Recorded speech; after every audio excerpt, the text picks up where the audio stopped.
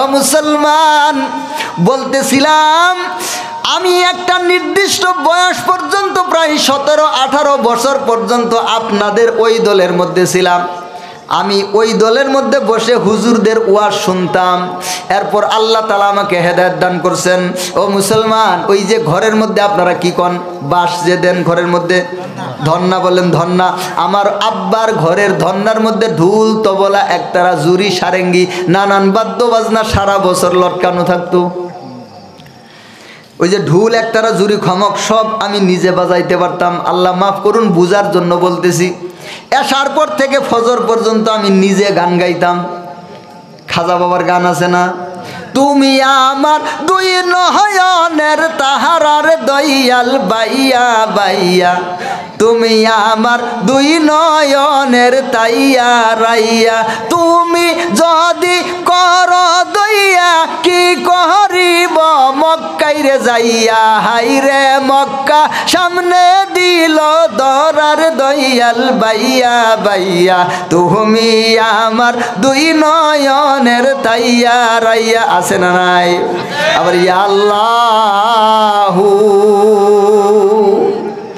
ইয়া রহমানু ইয়া রহিম, আছে না নাই? তোমারি দরবারে এই বাবা আমরা মিসকিন হইয়া এসেছি,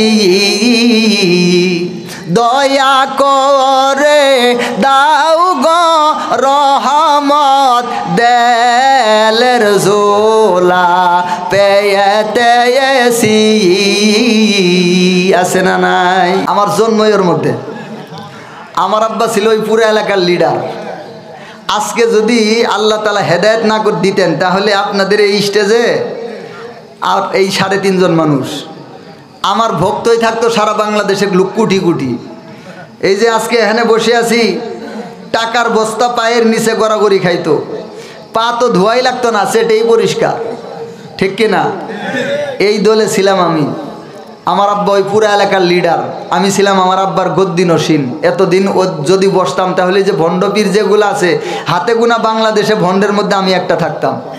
আল্লাহ তাআলা হেদায়েত দান করছেন, দোয়া করবেন ইনশাআল্লাহ। এই জন্য আপনাদের কোন জায়গায় কোন সমস্যা ওইটা আমি বুঝি, কারণ ওইখান থেকে আমি উঠে আসছি।